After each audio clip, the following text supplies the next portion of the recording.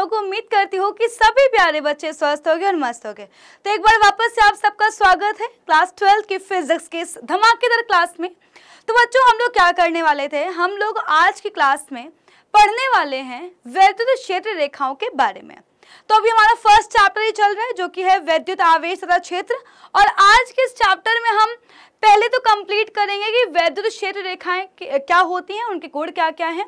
सारे गुणों को पढ़ने के बाद हम पढ़ेंगे बहुत ही इंपॉर्टेंट कॉन्सेप्ट जो कि है वैद्युत द्विध्रुव, वैद्युत द्विध्रुव आघूर्ण। बच्चे इसके साथ साथ एक थ्योरम भी है वो भी करेंगे।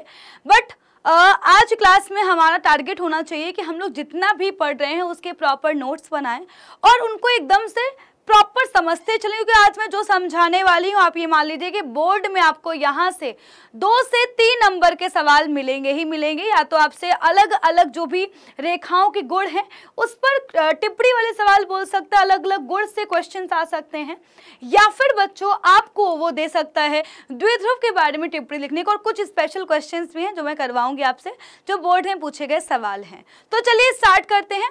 पर उसके पहले एक बार बता दूं भाई, जिन बच्चों ने जो है इसके पहले के लेक्चर्स नहीं देखे जा करके देख लीजिए बच्चों। तो बेटा देखो अभी हम लोग पढ़ चुके थे, है ना, वैद्युत आवेश और क्षेत्र बेटा हम लोग पढ़ चुके थे। यहाँ पर विद्युत क्षेत्र के बारे में पढ़ा था हम लोगों ने। तो बच्चों आप लोगों को जो है ना हर एक क्लास को प्रॉपरली पढ़ना है। जितना हम लोग पढ़ते चल रहे हैं बच्चों, हर एक क्लास को आपको प्रॉपर देखते चलना है, क्योंकि अगर आपने मिस कर दिया तो बच्चों दिक्कत हो जाएगी। तो आपका टारगेट होना चाहिए कि Doubtnut class 12 Hindi medium channel पर जितनी भी क्लासेज आ रही हैं स्टार्टिंग से ही हम सारी क्लासेस को अच्छे से पढ़ते चलें। इसके अलावा आपको पता है कि शाम के 7 बजे जो है लाइव क्लास भी आ रही है। तो आपको करना क्या है, सुबह 6 बजे आपको अपनी जो है रिकॉर्डेड क्लासेस देखनी है और शाम के 7 बजे लाइव क्लासेस भी देखनी है। जो लाइव क्लासेस है उसमें हम लोग बिल्कुल बेसिक से स्टार्ट करे हुए हैं, तो बिल्कुल स्टार्टिंग से वहां पर पढ़ाया जाएगा। तो जो बच्चे पीछे चल रहे हैं वो लाइव क्लास ज्वाइन कर सकते हैं, और जो बच्चे प्रॉपर चल रहे हैं, जिन्होंने सारे लेक्चर्स देख लिए हैं, सारे लेक्चर्स जो है डे 1 से देखते आ रहे हैं, वो जो है सुबह की क्लासेस को भी देखेंगे और रिवीजन के लिए शाम की क्लासेस को भी देखेंगे, प्लस क्वेश्चंस की प्रैक्टिस करेंगे। तो चलिए बच्चे स्टार्ट करते हैं आज के इस लेक्चर को। तो बच्चों हम लोग जो है विद्युत क्षेत्र के बारे में पढ़ चुके थे, ठीक है। रेखाएं बेटा जो है पढ़ना हमारा टारगेट है। तो आज का जो मेन टारगेट लिख लेते हैं एक बार। तो बच्चों पहला टारगेट तो हमारा यही है कि हमें विद्युत क्षेत्र रेखाओं के बारे में पढ़ना है। बच्चों दूसरा टारगेट रहेगा विद्युत द्विध्रुव को समझना। विद्युत द्विध्रुव है ना, डाइपोल। आपने थोड़ा सा केमिस्ट्री में जो है अंदाजा लगाया होगा, ठीक है, बिल्कुल वैसा तो नहीं है, यहाँ पर चीजें डिफरेंट है, बट यस द्विध्रुव का मतलब यही होता है। और बच्चों यहीं पर पढ़ेंगे विद्युत द्विध्रुव आघूर्ण के बारे में, द्विध्रुव आघूर्ण के बारे में।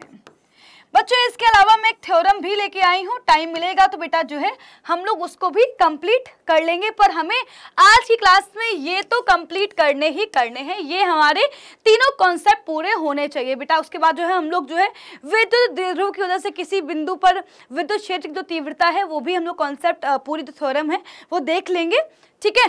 और इतना तुम्हें कंप्लीट करना है। चलिए स्टार्ट करते हैं बच्चों, ठीक है। बिल्कुल बच्चों बेसिक से स्टार्ट कर रहे हैं। पहले परिभाषा लिखेंगे, वैद्युत क्षेत्र रेखाएं क्या होती हैं। तो बच्चों मैंने आपको समझाया था, प्रॉपर समझाया था कि बेटा रेखाओं के बारे में हमें थोड़ा सा आइडिया लगा था जब हमने चुंबक के बारे में पढ़ा था ना बेटा। चुंबक में मैंने देखा था कि भाई जो है जो चुंबकीय रेखाएं होती है चुंबक के एक सिरे से निकलती हैं दूसरे में प्रवेश करती हैं, है ना। और जो रेखाएं हैं वो जो है उनका पास पास होना बताता है कि चुंबकीय क्षेत्र ज़्यादा है, दूर दूर होना बताता है कि चुंबकीय क्षेत्र कम है। रेखाएं जो है कभी भी एक दूसरे को जो है काटती नहीं है।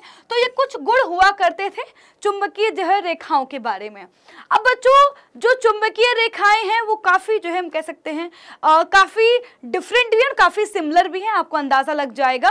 तो चलिए बच्चों पढ़ते हैं जरा विद्युत क्षेत्र रेखाओं के बारे में। तो पहले परिभाषा लिखेंगे, इसके बाद आगे बढ़ेंगे। तो बच्चों बिल्कुल आपको प्रॉपर जो है नोट करते हुए चलना है कि क्या है इसकी परिभाषा, क्योंकि आपसे एग्जाम में परिभाषा भी लिखने को आती है। तो बच्चों परिभाषा क्या मैंने बताई थी, बच्चों परिभाषा क्या होती है। वापस से बच्चों लिखेंगे कि किसी आवेश के चारों ओर के, लिखिए किसी आवेश के चारों ओर के, किसी आवेश के चारों ओर, किसी आवेश के चारों ओर के विद्युत क्षेत्र को या चारों ओर विद्युत क्षेत्र को निरूपित करने के लिए या प्रदर्शित करने के लिए, निरूपित करने के लिए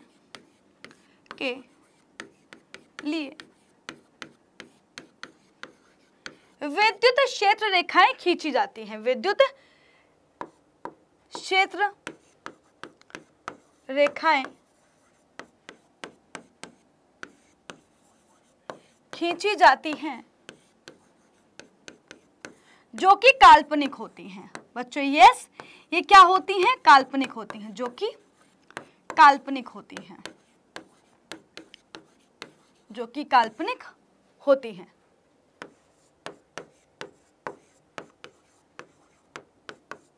तथा इन्हीं काल्पनिक रेखाओं को, इन्हीं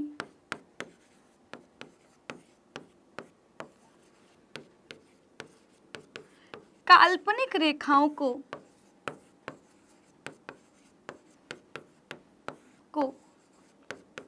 विद्युत क्षेत्र रेखाएं कहते हैं। ठीक है, समझ में आ गया? रेखाएं कहते हैं।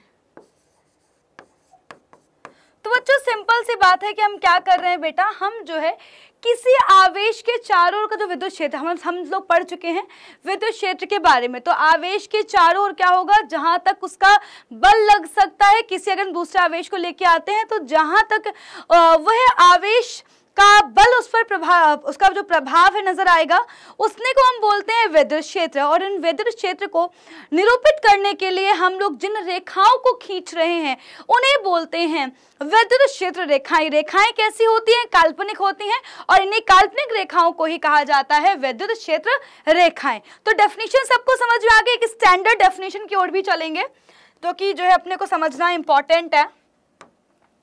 एक बार इसकी स्टैंडर्ड डेफिनेशन भी लिख लो, स्टैंडर्ड डेफिनेशन। तो जो स्टैंडर्ड डेफिनेशन क्या थी कि किसी एकांक परीक्षण आवेश द्वारा, किसी, यहां लिखो, यहां से लिखना स्टार्ट करो, किसी एकांक परीक्षण आवेश द्वारा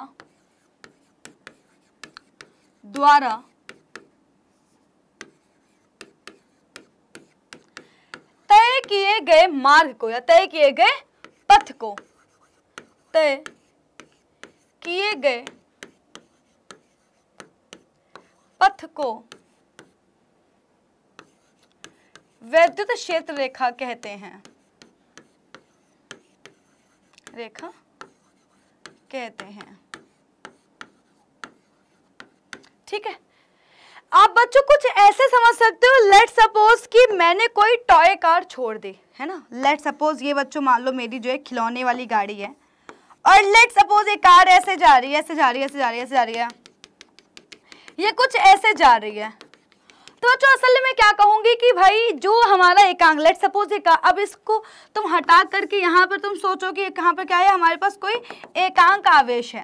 तो इस एकांक परीक्षण आवेश ने जो रास्ता तय किया है, जो पथ तय किया है, उसको दर्शाने के लिए हम लोग जिन काल्पनिक रेखा को खींचते हैं उससे ही बच्चों क्या कहते हैं, काल्पनिक क्षेत्र रेखाएं कहते हैं।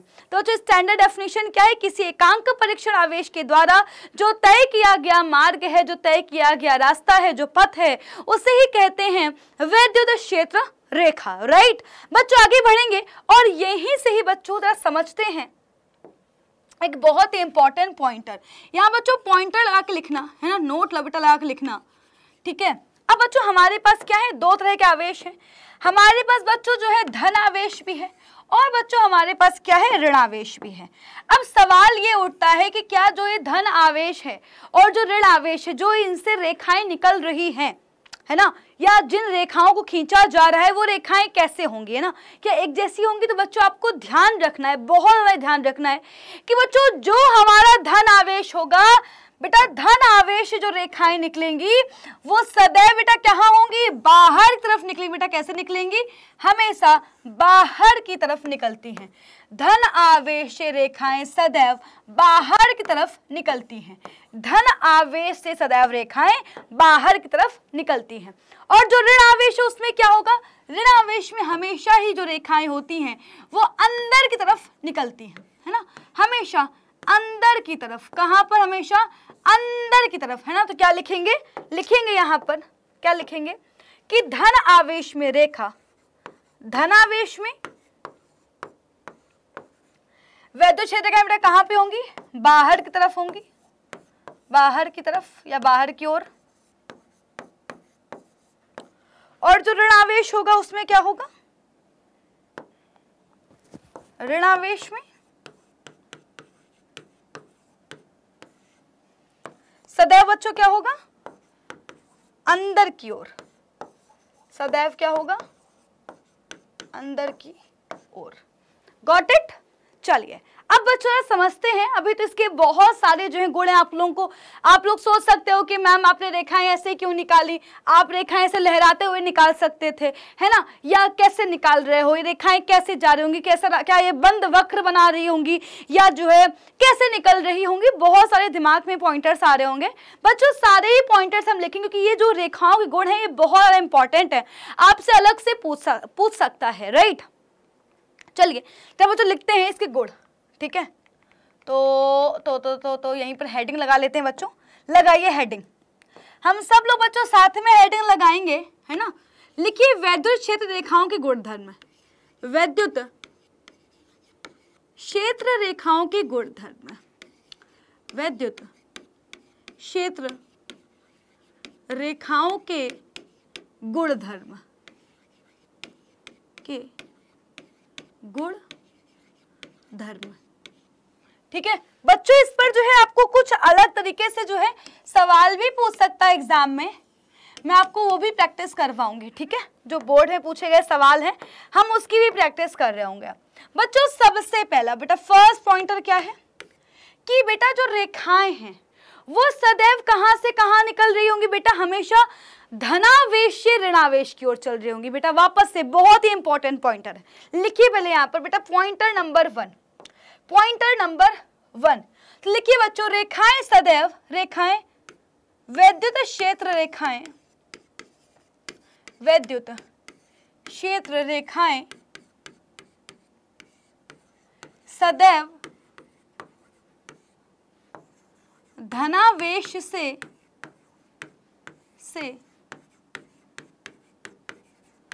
ऋणावेश की ओर गति करती हैं, धनावेश से ऋणावेश की ओर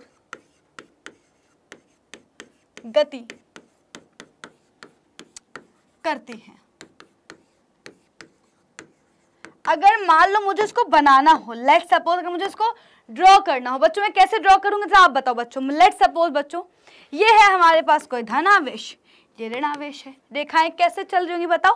तो बच्चों रेखाएं हमेशा ऐसे चल रही होंगी, है ना, हमेशा रेखाएं ऐसे चल रही होंगी, हमेशा धनावेश से ऋणावेश की ओर, हमेशा धनावेश से ऋणावेश की ओर चल रही होंगी। सबसे पहला पॉइंटर है बच्चों। आगे बढ़ेंगे और हम लोग बढ़ेंगे अब सेकेंड पॉइंटर की ओर जो कि बहुत ज्यादा इंपॉर्टेंट है बच्चों। चलिए जरा समझते हैं सेकेंड पॉइंटर क्या है बच्चों। सेकेंड पॉइंटर, ये रेखाएं कैसी होती हैं बच्चों, तो लिखिए वैद्युत क्षेत्र रेखाएं, वैद्युत क्षेत्र रेखाएं सतत होती हैं बच्चों, सतत यानी ये कॉन्टिन्यूअस होती हैं, कॉन्टिन्यूअस रेखाएं सतत होती हैं,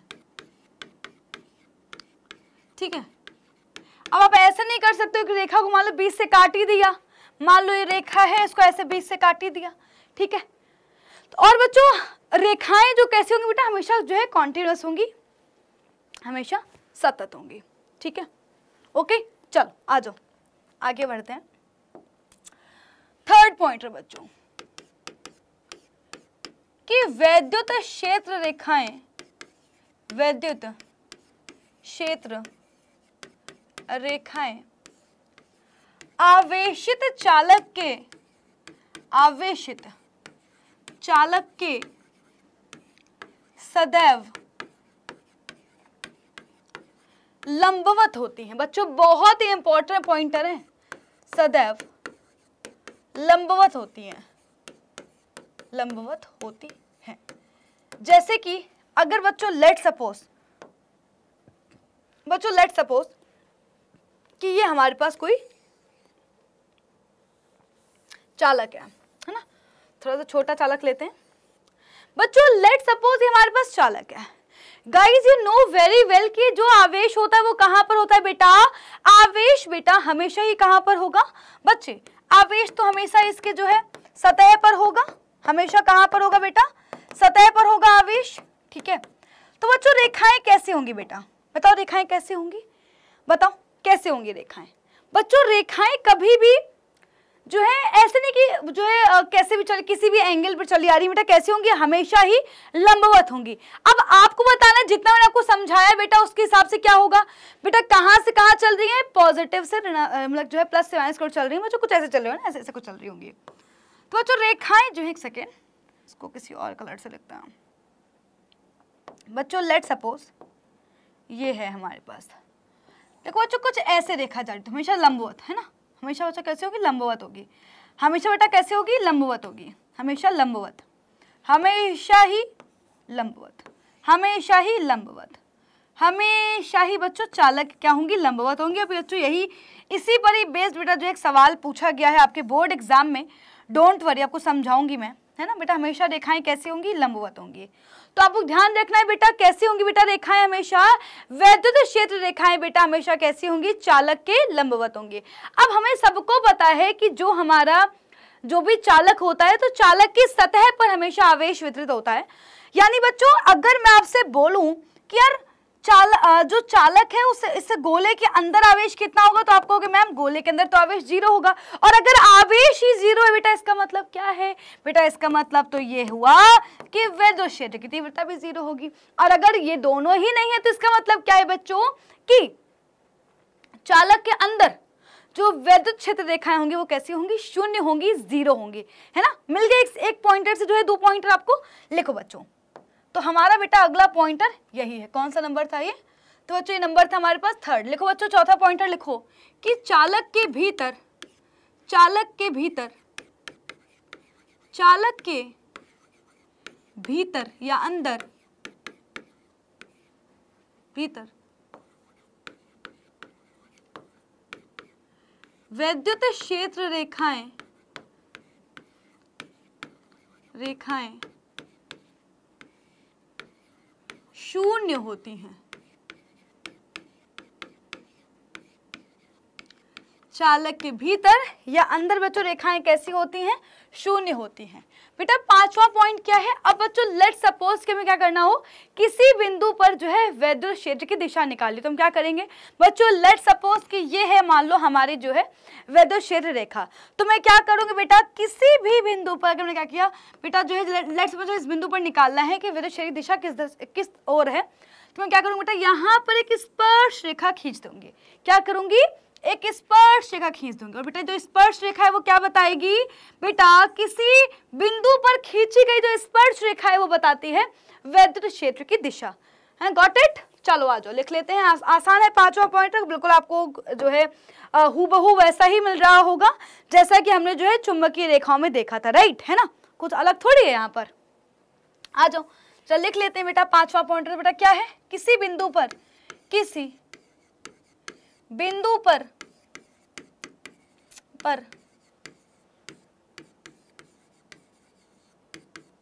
विद्युत क्षेत्र की दिशा, विद्युत क्षेत्र की दिशा वही होती है, दिशा या फिर की दिशा उस पर खींची गई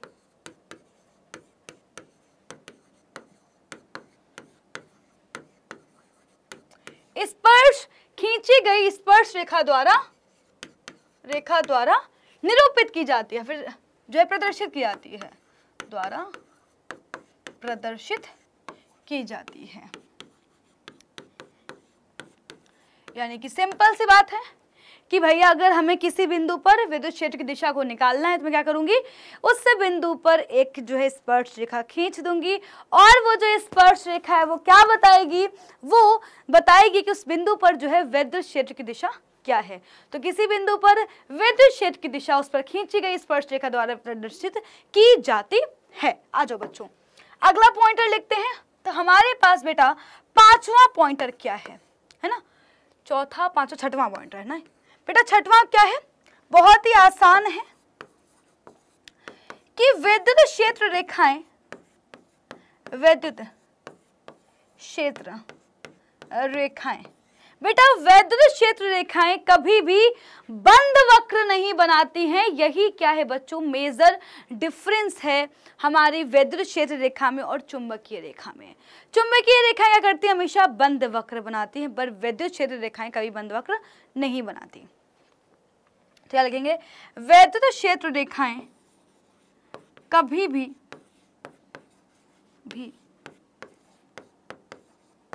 बंद वक्र रेखाएं, बंद वक्र रेखाएं नहीं बनाती हैं, नहीं बनाती हैं।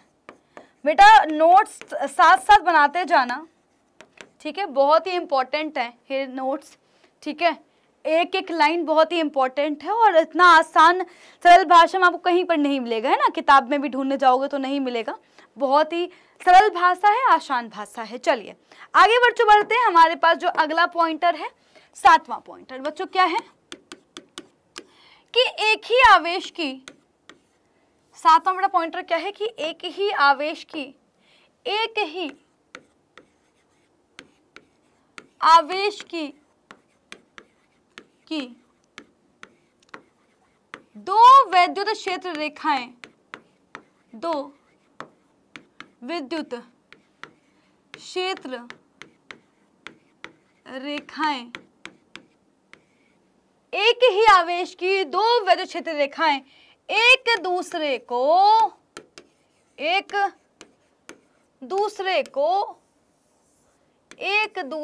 को नहीं काटती हैं। अच्छा बच्चों, यहीं पर मैं एक बात आपसे पूछना चाहती हूं कि अगर मैं आपसे पूछूं कि इसका रीजन क्या है तो आप क्या कहोगे, बताओ कि एक ही आवेश की दो विद्युत क्षेत्र रेखाएं एक दूसरे को क्यों नहीं काटती, है ना। तो आपका आंसर होगा कि मैम दोनों इसलिए नहीं काट रही हैं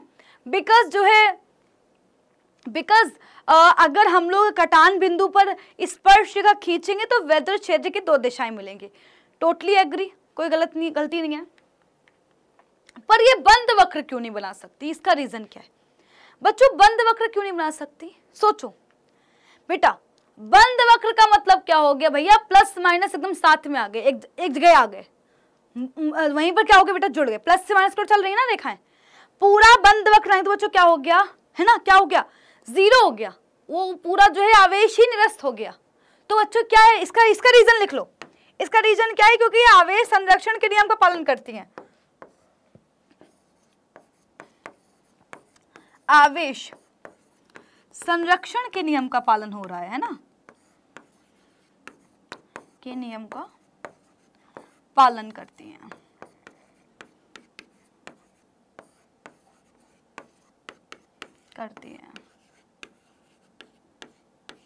ठीक है, गॉट इट। चलो यहां पर आ जाओ बच्चों, इसका रीजन लिख लो क्योंकि आपसे अलग से पूछा जा सकता है। तो बच्चों इसका रीजन क्या है बेटा, इसका रीजन क्या है, लिखो यहां पर रीजन एक ही बिंदु पर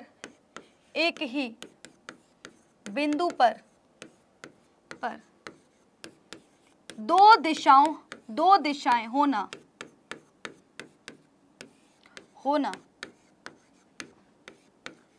संभव नहीं है। एक ही बिंदु पर दो दिशाएं होना संभव नहीं है। अच्छा बच्चों, अगर मैं तुम्हें लेट सपोज कि मान लो हमारे पास ऐसा कुछ है, मान लो ये प्लस के दो चार्ज हैं, ठीक है, और ये माइनस चार्ज, तो क्या होगा भाई, प्लस से माइनस रेखाएं निकल रही हैं, ठीक है। अच्छा आप बताओ, तो यहाँ पर गड़बड़ क्या हो रही है, आप बताओ बच्चों, गड़बड़ क्या हो रही है, बताओ। एक ही आवेश की दो रेखाएं नहीं काट सकती भाई, एक ही आवेश की दो रेखाएं नहीं काट सकती हैं, है ना। अब ऐसे बेटा तुम देखो तो बच्चों क्या हो रहा है भाई, जो है देखो भाई क्या बोलते हैं कि अगर आप नोटिस कर पा रहे हो तो भाई यहाँ पर से तो जो है बहुत सारी रेखाएं निकल रही है ना, तो लेकिन यहाँ पर जो ये जो देखो यहाँ पर तो बेटा क्या हो रहा है, बहुत सारी रेखाएं मिलेंगी ना, ऐसे मिल जाएंगी बहुत सारी रेखाएं, अगर तुम मिलाओगे है ना तो बच्चों हो सकता है बेटा मिलेंगी, ठीक है, मिलेंगी, ठीक है, लेकिन एक ही आवेश की दो रेखाएं जो है नहीं काट सकते हैं, ये संभव नहीं है, ये प्रैक्टिकली पॉसिबल नहीं है, क्योंकि तुम क्या करोगे, अगर तुम कटान बिंदु पर क्या करने जाओगे, वैद्युत क्षेत्र की दिशा निकालने जाओगे, तो एक ही बिंदु पर तुम्हें दो दिशाएं मिलेंगी, जो कि हरगिज संभव नहीं है, ठीक है। चलो आगे आ जाते हैं बच्चों। बेटा इसके बाद हमारा जो है अगला पॉइंटर क्या है, कितने पॉइंटर हो गए बच्चों, तो हमने जो है 7 पॉइंटर लिख लिए बेटा, अगला पॉइंटर 8 पॉइंटर, तो 8वां क्या है, 8वां है बच्चों कि वैद्युत क्षेत्र का घनत्व, ऐसे लिखो, वैद्युत क्षेत्र रेखाओं का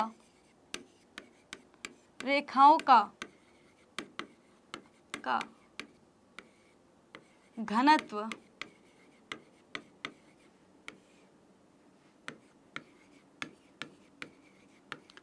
वैद्युत क्षेत्र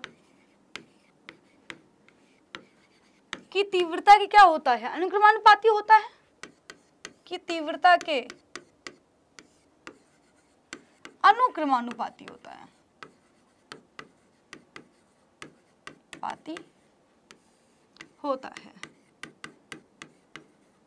इसका मतलब क्या है, इसका मतलब हम साफ साफ बता सकते हैं, अगर रेखाएं ज्यादा होंगी तो वहां पर वैद्युत क्षेत्र की तीव्रता प्रबल होगी, अगर रेखाओं की संख्या कम है तो वहां पर क्या है बच्चों, रेखाओं की जो वैद्युत क्षेत्र की तीव्रता है वो क्या है, दुर्बल है, कमजोर है। तो लिख लो, इसका मतलब क्या है, जहां रेखाएं पास पास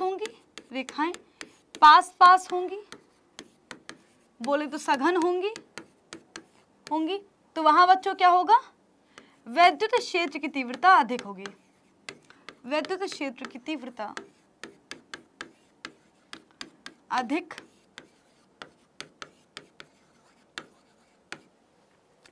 और जहां रेखाएं क्या होंगी, जहां रेखाएं दूर दूर होंगी, वहां पर क्या होगा, वैद्युत क्षेत्र की तीव्रता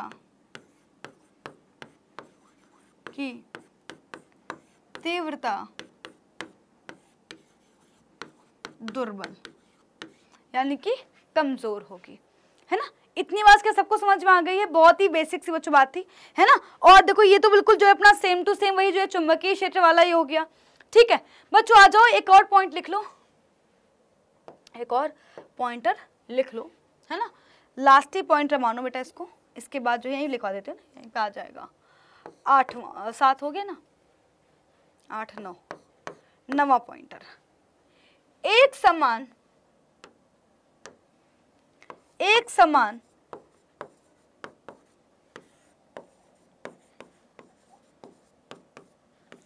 वैद्युत क्षेत्र को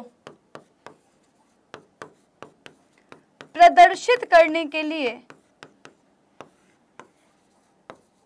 एक समान वैद्युत क्षेत्र को प्रदर्शित करने के लिए वैद्युत क्षेत्र रेखाएं परस्पर समांतर होती हैं,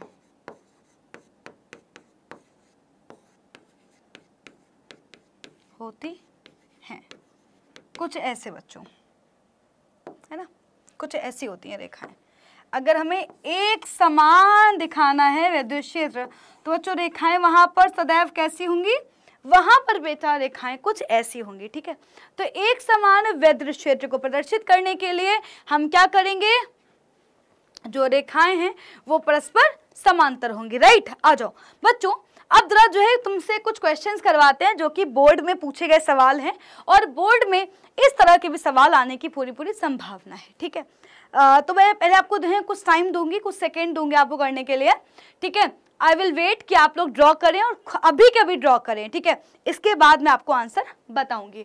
तो बच्चों लेट सपोज कि हमारे पास क्या है, बच्चों लेट सपोज कि मेरे पास क्या है बच्चों, एक चालक गोला है, ठीक है। एक चालक गोला है कुछ ऐसे। ओहो गोला बन जाओ भाई, गोला गोल बन जाओ यार, आज नजर लग गई है। चलो ये हमारे पास चालक गोला बन गया, ठीक है। चालक गोला है ये।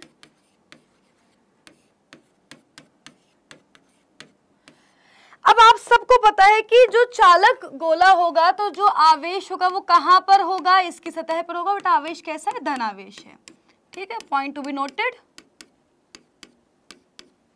और बच्चों यहां पर नीचे एक चालक प्लेट रखी हुई है, एक चालक प्लेट रखी हुई है।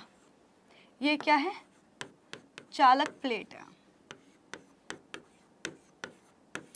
तो अब आपको वैद्युत क्षेत्र रेखाओं को ड्रॉ करना है बच्चों, बहुत बहुत ज्यादा इंपॉर्टेंट है ये। बेटा बोर्ड का पूछा गया सवाल है और ऐसे ही सवाल आपके बोर्ड एग्जाम में आते हैं, ठीक है, आ सकते हैं।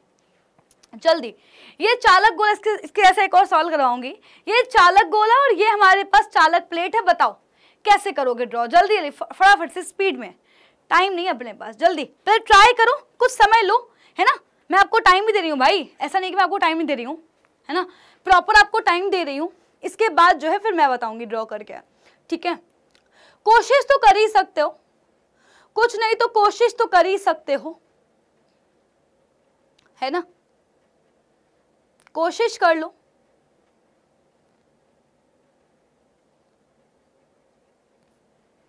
कोशिश करो, कोशिश। डे 1 का लेक्चर याद करो, काफी तुम्हें हिंट मिल जाएगी। डे 1 या डे 2 का लेक्चर याद करो जल्दी। क्या करोगे बताओ, कोशिश तो करो यार। चालक गोला है ना, इस पर धनावेश है और ये हमारी पास क्या है, चालक प्लेट है। क्या होगा बच्चों, क्या होगा बताओ। तो वी नो वेरी वेल कि बेटा यहाँ पर क्या होगा बेटा, इंड्यूस्ड जो है बच्चों हमारे पास क्या हो जाएगा, आवेश हो जाएगा ना, है ना, प्रेरित हो जाएगी। अब ये चालक प्लेट क्या हो जाएगी, प्रेरित हो जाएगी। प्रेरण की वजह से, फिर प्रेरण के जो है कारण से किसी भी जो है कह सकते हैं वस्तु को आवेशित करना। बट वहां पर आपको अगर याद हो तो प्रेरण में हमेशा ही बेटा विपरीत आवेश आया करता था, हमेशा ही विपरीत आवेश आया करता था। तो क्या हो जाएगा बच्चों, यहां पर क्या हो जाएगा बेटा, जो ये धन आवेश है बेटा क्या होगा बेटा, जो हमारी प्लेट है बेटा यहां पर क्या होगा, इसके ऊपर ऐसे बच्चों क्या होगा, ऐसे ऋणावेश आ जाएगा। रेखाएं कैसे से कैसे चलती हैं, हमेशा प्लस से माइनस की ओर चलती हैं। ये भी इन्हें पढ़ रखा है, अभी पढ़ाया था। हमेशा कैसे चलती हैं, प्लस से माइनस की ओर चलती हैं। तो कुछ ऐसे चल लेंगी, प्लस से माइनस की ओर चलेंगी। अच्छा कैसे होती हैं बच्चों, हमेशा लंबवत चलती हैं। तो कुछ देखो ऐसे, है ना, कुछ ऐसे देखो, ये मकड़ा बन जाएगा, मकड़ा कह लो, मकड़ी कह लो, देखो है ना, ये दिख रही है मकड़ी, दिख रही है मकड़ी, दिख रही है मकड़ी, है ना। इसकी अगर आंखें बना दूं, देखो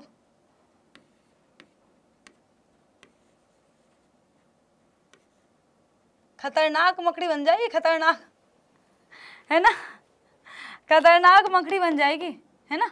समझ में आ रहा है बच्चों, चलो समझ में आना चाहिए बस।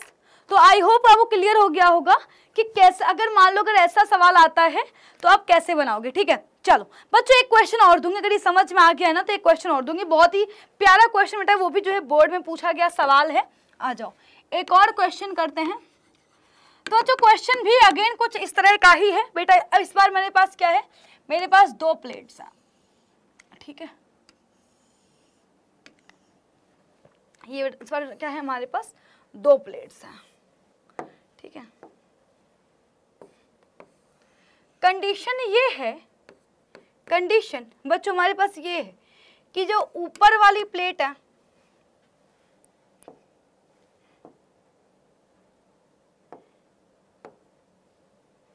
उस पर क्या है, प्लस चार्ज है,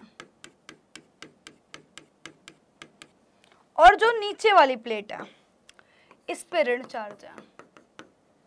ठीक है, और बच्चों बीच में क्या है, ये बीच में है हमारे पास चालक गोला। ठीक, ये हमारे पास क्या है, ये दोनों ही हमारे पास चालक प्लेट हैं और ये हमारे पास गोला है। ठीक है, अब बच्चों फटाफट से सेम कॉन्सेप्ट का इस्तेमाल करके तुम्हें क्या करना है बच्चों, रेखाओं को ड्रॉ करना है। जल्दी से, जल्दी स्पीड में, फटाफट से, टाइम नहीं है, बहुत ही आसान, बहुत बहुत ज़्यादा आसान है। चालक गोला बीच में है, ऊपर जो है प्लेट है और नीचे भी चालक जो है प्लेट है, और जो हमारी जो प्लेट्स हैं वो कैसी हैं, उन पर जो है आवेश है, विभिन्न आवेश है ना। जैसे जो ऊपर वाली प्लेट है उस पर प्लस का आवेश है, जो नीचे वाली प्लेट है उस पर ऋण का आवेश है, और बीच में हमारे पास चालक गोला है। बच्चों स्पीड में करेंगे, फटाफट से, जल्दी से जो है इसके बाद में स्टार्ट करेंगे द्विध्रुव कॉन्सेप्ट को पढ़ना कि आखिरकार द्विध्रुव क्या होता है, विद्युत द्विध्रुव क्या होता है। ठीक है, जल्दी फटाफट से, फिर समझेंगे विद्युत द्विध्रुव जो है आघूर्ण को भी समझ लेंगे। चलो कोशिश तो करो, कोशिश तो कर दो, कोई इतना समझ में आ रहा है। अगर इस पर प्लस चार्ज है बेटा तो इस पर क्या हो जाएगा, इस प्लस की वजह से विपरीत आवेश आएगा, यानी कि ऋण आवेश आ जाएगा।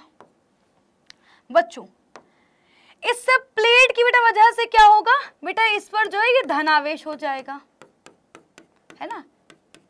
ठीक है, इतनी समझ में आ रही है, विपरीत आवेश।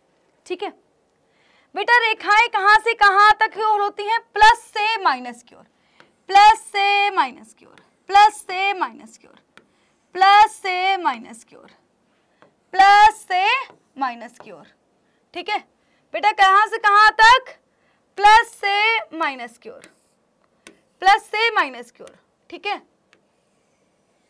प्लस से माइनस की ओर। इधर बताओ नीचे कैसे हो जाएगा, प्लस से माइनस की ओर, प्लस से माइनस की ओर, प्लस से माइनस की ओर, प्लस से माइनस की ओर, प्लस से माइनस की ओर। कुछ इस तरह से बच्चों क्या हो जाएगा, कुछ इस तरह से जो है हमारे पास ये हम लोग प्रदर्शित को कर लेंगे। ठीक है, इसको हटा दो, है ना, प्लस से माइनस की ओर, इसको हटा दो साइड से। ठीक है, कर लोगे ना, समझ में आ गया कैसे करना है ड्रॉ।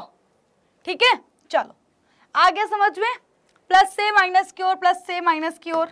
ठीक है, हमने देखा कि भाई इसमें विपरीत आवेश है, विपरीत आवेश आ जाएगा बस।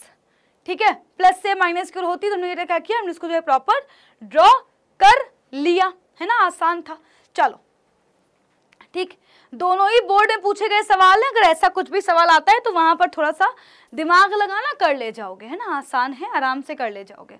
चलो अब बच्चों समझते हैं विद्युत द्विध्रुव को पढ़ना। ठीक है, तो बच्चों स्टार्ट करते हैं विद्युत द्विध्रुव, हेडिंग लगाओ, विद्युत द्विध्रुव।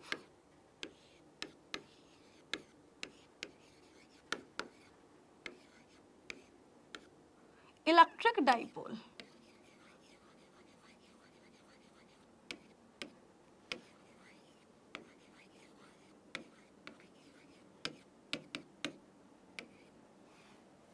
Electric dipole. अब बच्चों आप बताओ अच्छा कि विद्युत द्विध्रुव का मतलब तुम क्या समझते हो। देखो तुम लोगों ने जो केमिस्ट्री में पढ़ा होगा ना डाइपोल, है ना, वहां पर तो बड़ा पढ़ा ही होगा, जैसे एचसीएल के केस में होता है, दो बॉन्ड्स आ जाते हैं, है कि नहीं। तो बच्चों द्विध्रुव का बेटा मतलब क्या है, मतलब है दो ध्रुव, बहुत ही आसान सा मतलब है। ठीक, अब यहां पर जो विद्युत आ गया तो इसका मतलब क्या है, एक बार डेफिनेशन लिखते हैं, फट से समझ में आ जाएगा। लिखो डेफिनेशन, कि डेफिनेशन इसकी क्या हो जाएगी बच्चों, तो लिखिए कि लिखो विद्युत द्विध्रुव एक ऐसा निकाय है, लिखो यह है एक ऐसा निकाय है, एक ऐसा निकाय है जिसमें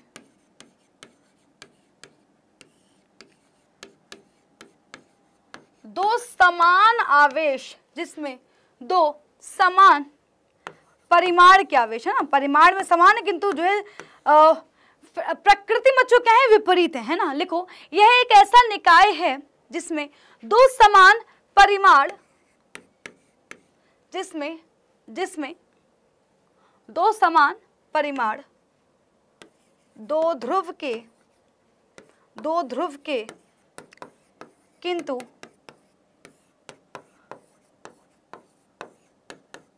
विपरीत प्रकृति के, है ना, इसको हटाओ, ये दो ध्रुव हटा दो, है ना, ध्रुव तो बाद में इंक्लूड कर लेंगे तो समझ में आ जाएगा। लिखो, है ना, दो समान परिमाण दो, यह एक ऐसा निकाय है जिसमें दो समान परिमाण के किंतु विपरीत प्रकृति के आवेश अल्प दूरी पर रखे होते हैं।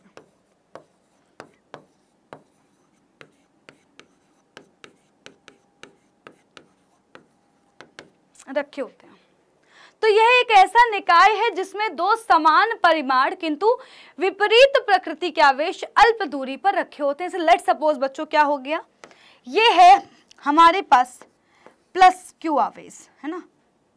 देखो ये लेट सपोज हमारे पास प्लस क्यू आवेश है और ये है माइनस का क्यू आवेश। अब बच्चों क्या होगा बेटा, ये दोनों एक दूसरे से कहां पर बच्चों स्थित होंगे। देखो ये दूरी आपको ध्यान रखनी है कि दूरी बच्चों हम लोग क्या लेंगे बेटा, 12 लेंगे। तो एक दूसरे का कहां पर स्थित है बेटा, 12 दूरी पर स्थित है बच्चों। तो ये क्या हो गया बेटा, ये हो गया वैद्युत ध्रुवीय ध्रुव, इलेक्ट्रिक डाइपोल हो गया। दो समान आवेश समान परिमाण के हैं, प्रकृति क्या है, दोनों की विपरीत है, एक धनात्मक है तो दूसरा ऋणात्मक है, ठीक है। एक दूसरे से बच्चों कहां पर रखे हुए बेटा, तो एक दूसरे से रखे हुए हैं 12 दूरी पर, ठीक है। तो बच्चों जहां पर भी ऐसा स्ट्रक्चर होगा बेटा हम क्या बोलेंगे बच्चों, हम बोलेंगे कि ये है हमारा इलेक्ट्रिक डाइपोल, ठीक। अब इसमें बच्चों एक जो है याद रखने वाली बात और है, आपने जो रेखाएं देखी वो हमेशा कहां से कहां तक थी, हमेशा प्लस से माइनस की ओर थी। पर जो हमारे पास इलेक्ट्रिक डाइपोल होगा बच्चों, उसकी दिशा क्या होगी बेटा, इलेक्ट्रिक डाइपोल्स को हम लोग पी से रिप्रेजेंट करेंगे बच्चों। इसकी दिशा हमेशा कहां से कहां तक बेटा होती है, माइनस से प्लस। बेटा इलेक्ट्रिक, बहुत ध्यान सुनना, बहुत ध्यान से बेटा, जो वैद्युत द्विध्रुव है बेटा उसकी दिशा कहां से कहां तक होगी, हमेशा माइनस से प्लस की ओर होगी। बेटा बहुत ही इंपॉर्टेंट ना, दिशा कहां से कहां तक होगी, हमेशा वैद्युत द्विध्रुव की दिशा माइनस से प्लस की ओर, माइनस से प्लस की ओर होगी, माइनस से प्लस की ओर होगी। वैद्युत द्विध्रुव जो दिशा होगी वो कहां से कहां तक होगी, माइनस से प्लस की ओर होगी, ठीक है। चलो आगे आ जाओ। अब जरा बच्चों समझते हैं बल आघूर्ण के बारे में, ठीक है। लिखो बच्चों, लिखो द्विध्रुव आघूर्ण, द्विध्रुव आघूर्ण, डाइपोल मोमेंटम।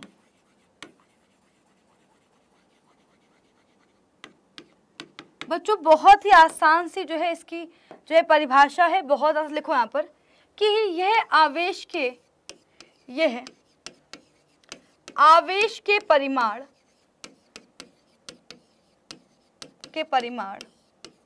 एवं इनके मध्य, आवेश के परिमाण एवं इनके मध्य दूरी के गुणनफल के बराबर होता है, के बराबर होता है। तो सिंपल सा बच्चों क्या हो जाएगा, अगर मैं आपसे बोलूं कि डाइपोल मोमेंटम क्या हो जाएगा, तो बेटा सिंपल से बच्चों जो है हमारे पास हो जाएगा कि डाइपोल बेटा मोमेंट क्या हो जाएगा बच्चों, तो बेटा हमारे पास सीधा से बेटा जी हो जाएगा मोमेंट, लिखो है ना, डाइपोल मोमेंट लिखो, है ना, मोमेंटम नहीं मोमेंट।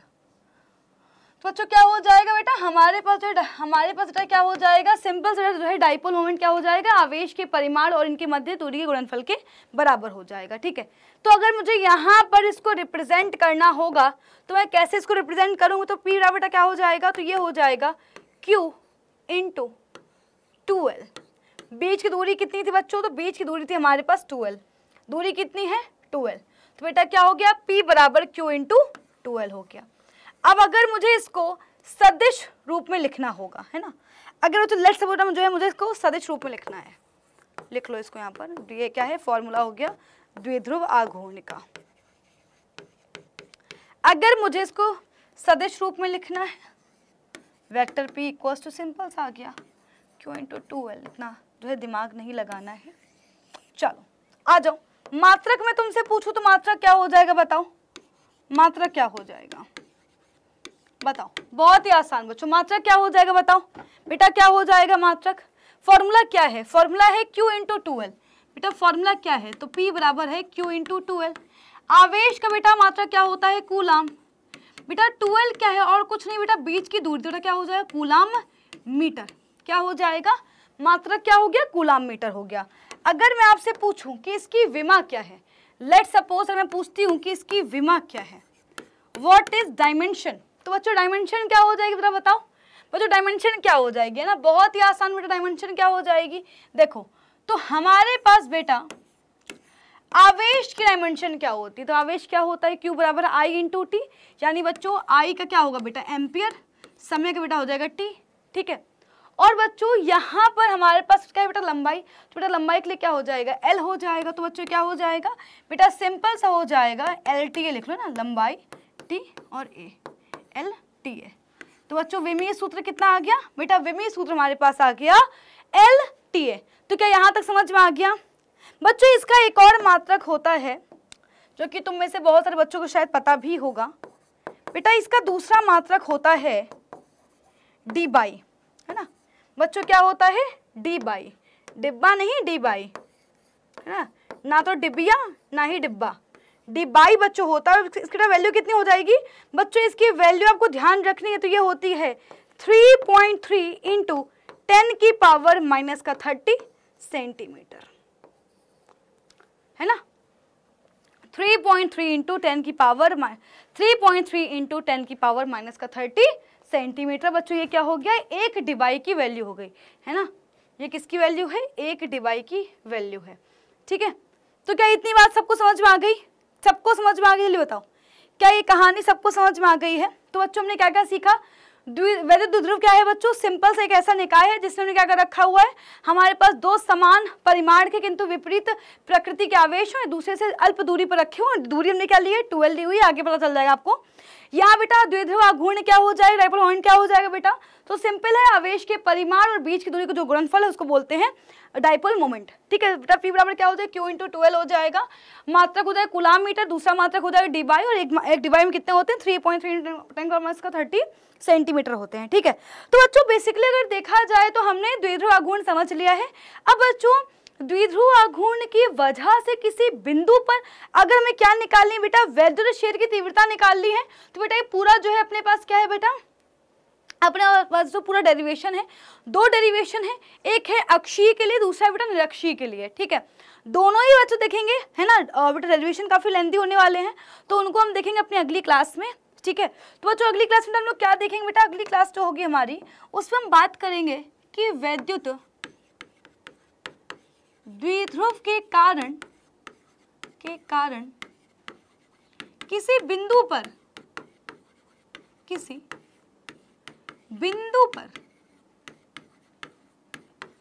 वैद्युत क्षेत्र की तीव्रता। ठीक है, तो ये बच्चों हमारा टारगेट होगा अगली क्लास में इसको समझना। ठीक है, आपको जो प्रॉपर इसका होमवर्क कर लेना है। ठीक है बच्चों, आपको प्रॉपर बेटा जो है होमवर्क कर लेना है, और आपको बेटा जो है लाइव क्लास भी अटेंड करनी है। ठीक है, और कोई भी क्लास मिस मत करिएगा। ठीक है, सारे बच्चों लेक्चर्स आपको यहीं पर मिल जाएंगे, इसी चैनल पर ही बेटा मिल जाएंगे, सारे लेक्चर्स आपको बेटा मिल जाएंगे, तो सारे लेक्चर आपको जो है प्रॉपर देखने हैं। ठीक है। होमवर्क ही बच्चों मिल जाएगा, डिस्क्रिप्शन में बेटा लिंक दिया होगा, तो बेटा वहाँ पर आपको जो है होमवर्क भी मिल जाएगा। कौन सी किताबें पढ़ें ये भी मैं आपको बता चुकी हूँ। तो प्रॉपर आपको हर एक लेक्चर अटेंड करना है, लाइव भी अटेंड करो, रिकॉर्डेड भी अटेंड करो, ठीक है। लाइव में आपका जो है रिवीजन भी हो जाएगा, जो भी डाउट आएगा वो भी आप पूछ सकते हो। सो गाइज आई होप कि आप सबको जो है मजा आ रहा होगा, पूरा जो है आपको समझ में आ गया हो कॉन्सेप्ट। बच्चों 2-3 लेक्चर इसमें और हैं, फिर हमारा जो ये चैप्टर है फर्स्ट चैप्टर में पूरा फिनिश कर चुके होंगे, राइट। तो बच्चों मिलते हैं अपनी अगली क्लास में। बाय बाय, टेक केयर, ख्याल रखिए अपना, bye bye and take care.